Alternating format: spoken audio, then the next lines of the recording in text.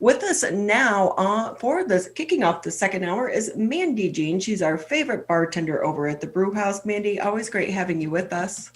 Always good to be here.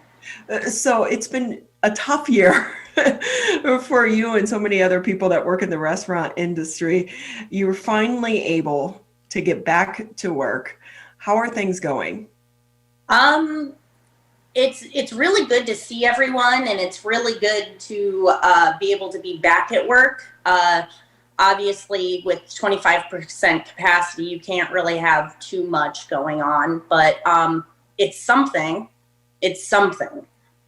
Yeah, because we should let people know that while a lot of restaurants were able to stay open during the pause for carry out or outdoor dining, the brew house did not do so just for economic reasons. And so you were out of work that entire time. Yes, absolutely. I know we talked the last time a little bit about the unemployment situation. Uh, we like to talk to people who are living the headlines that our politicians like to talk about so when they say, hey, the grant's coming, money is coming, were you able to take advantage of some of those programs? I did apply for one grant. We probably won't hear back until the end of this month at least. But I got my stimulus. I got the $600, but I haven't received any unemployment since mid-December because I can't get a hold of anybody, and it just stopped. But your bills don't stop, right? No, the bills are still rolling in. So for you, being able to go back to work must have been a huge relief. It really was. It helps me at least know I'll be able to start getting everything handled. So of course, 25% capacity. Is it enough for you to be able to make your bills and want to continue in this industry? Are you worried that there's going to be another shutdown around the corner?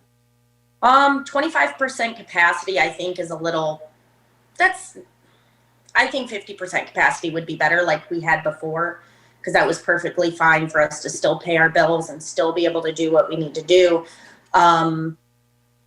But 25% capacity just really isn't, it's not that many. It's not that much. Especially when you're in a small establishment such as the Brew House. And we should note that the Brew House has been a part of the Keego Harbor community for, oh goodness, who knows, 40 plus years, I think. It may have gone through name changes, but it's been at that location there on Orchard Lake near Cass Lake forever. But was it like a family seeing everyone again? Oh yeah, like honestly, it was. I mean, people, we even, like teared up a couple times seeing people walk in and being able to talk to people and see how they're doing. And it was really nice. Have you ever given any thought of because of the pandemic, maybe saying, I'm done with the restaurant industry, I am leaving? Honestly, no. I love what I do and I love where I work. And I honestly couldn't see myself doing anything else for right now. I have plans for, the future, 5, 10 years from now, but not right now. So I know that for you, you mainly do work days, but there is a 10 o'clock curfew. How's that impacted business? It's impacted it a lot. A lot of the night girls, that's some of their busier times or their better money making times. And so we split the schedule. So everyone's on shorter shifts. So I get off at 4 rather than 7. And what does that mean overall for you? Are you still able to even collect unemployment? Let's say if they get your unemployment up and going, would you still be able to collect it because you're not making as much money? I mean, I think I would be able to, but I'm not really sure. I'd have to talk to unemployment and when I can actually get a hold of them and figure it out. And so we should note, John and Jeff, the owners, we've asked them to be on the show and they're very shy. They don't want to. And they're very proud. For them, this is a huge loss out of their pockets as well, trying to keep this business going and keep it in our neighborhood. Yeah, it's a huge loss for them. They've suffered greatly, and they're just trying to keep their spirit alive for us, and we're trying to help, keep there's like our Spirit Alive for them. Like it's, you know, they've tried grants too. They haven't even gotten to be able to get anything. They've had zero help. So, and we've talked with other restaurant owners before on the show, and they talk about trying to apply for the grants. And, you know, within like the first 5 minutes, the money is gone. And so very few people are able to take advantage of some of these. In the meantime, businesses are shutting down. Mandi, does it worry you when you hear that more than 3,000 restaurants have already closed in the state of Michigan? It does a little. It does a little. If Brewhaus closed, it'd definitely break a lot of hearts. It would be very tragic. How long have you worked over there now? Next month will be 4 years. 4 years. Yep. And the neighborhood bar. How do you even find the Brew House out of all the restaurants in the area?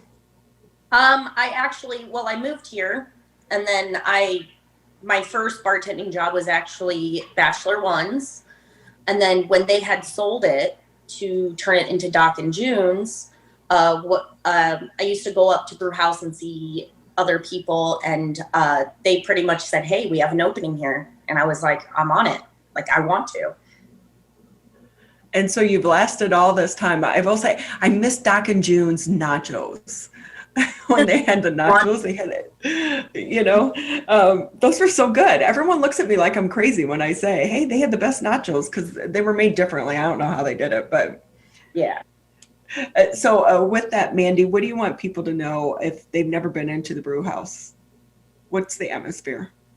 It's cheers. Everyone knows everyone. Everyone's super friendly. We like to joke around, laugh, just honestly, it's just a good time. We have really good food, and just the people who work there, the customers, everyone are just amazing. It really is, you know, a neighborhood bar where everyone knows your name, and they also know your business. But we should say the Brew House is probably best known for back in the day. Before the lodge opened, they used to do the big, huge Christmas benefit for Killer Kowalski's. And for the kids of Keego Harbor. And that's actually how I became familiar with the place. All the sports people in Detroit used to hang out there. And so it really has been a place all these years about giving back and trying to help the community as well. And I know Jeff and John have continued that legacy as well. Absolutely. They do, you know, donate to a lot of charities and help out in the community. And it's nice to know that I have bosses that do care about their community. So Mandi, there are so many rules and regulations, and then you have the capacity, and this is a small place. You're usually working by yourself with maybe just, you know, someone else there with you in the kitchen.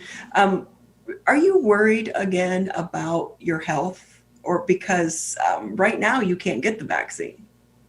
Yeah. I mean, we're doing what we can, you know, we wear our masks. I'm constantly washing my hands. I'm constantly sanitizing things.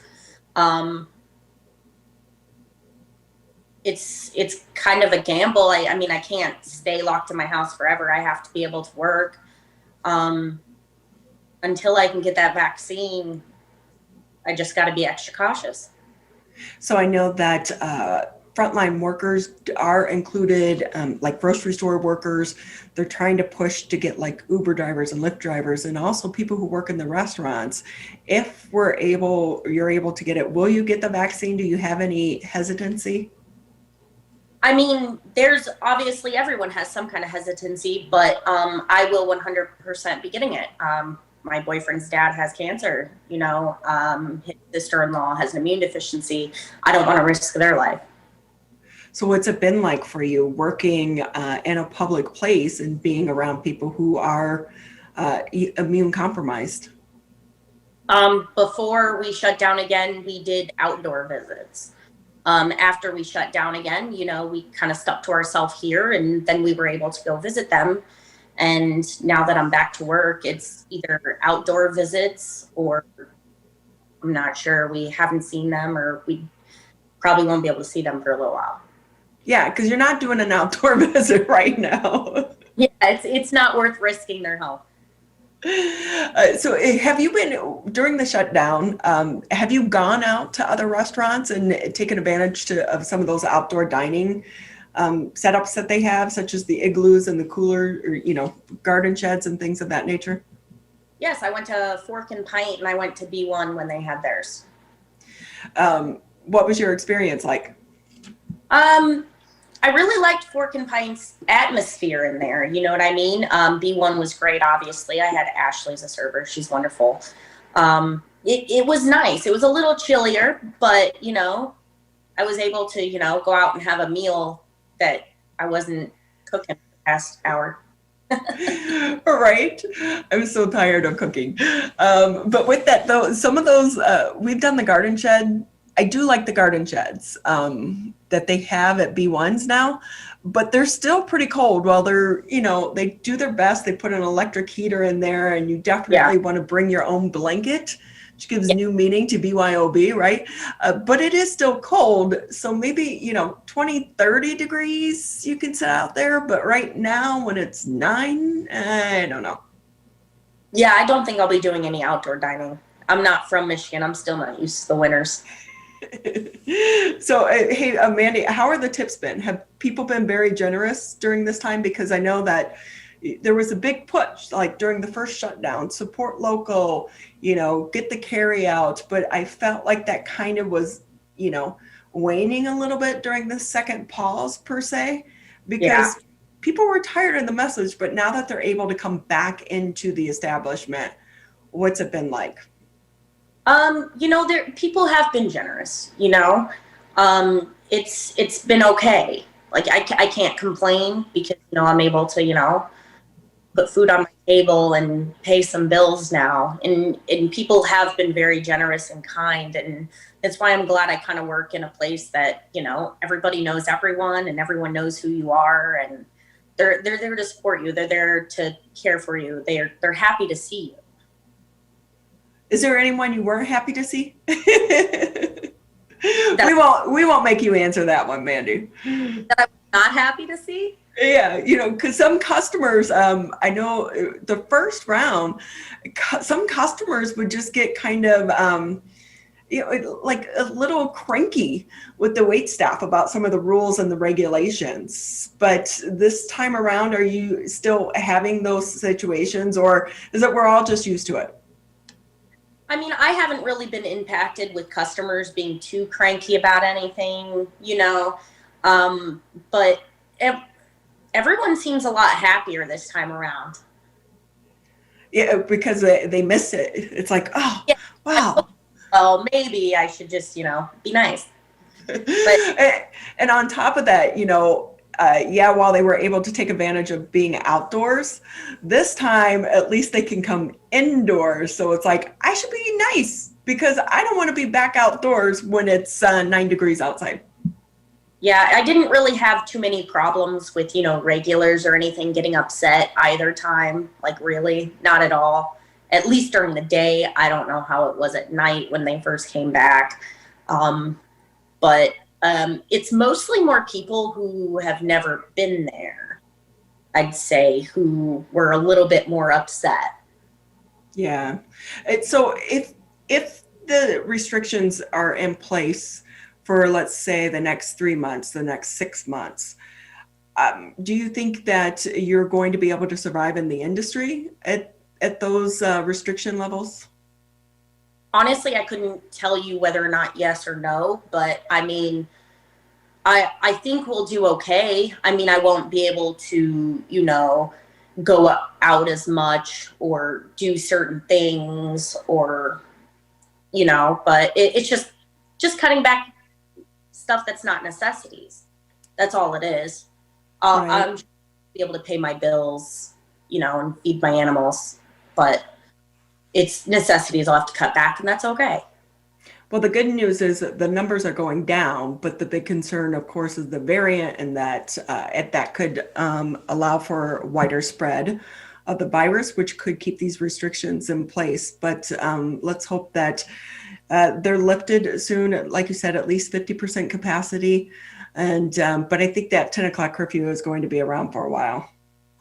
I think so too. I think the 10 o'clock curfew will, but I mean, we just have to make do with what we have. You just like, you just got to count your blessings. This is a time that you just have to count your blessings and be thankful for what you have.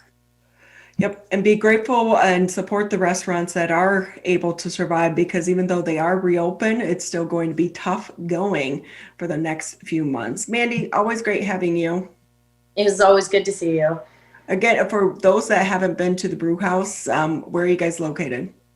We're off Orchard Lake and Cass Lake Road, off Orchard Lake Road in Keego Harbor, off Willow Beach. I think like the street next to it's Willow Beach. Well, it is a neighborhood staple here.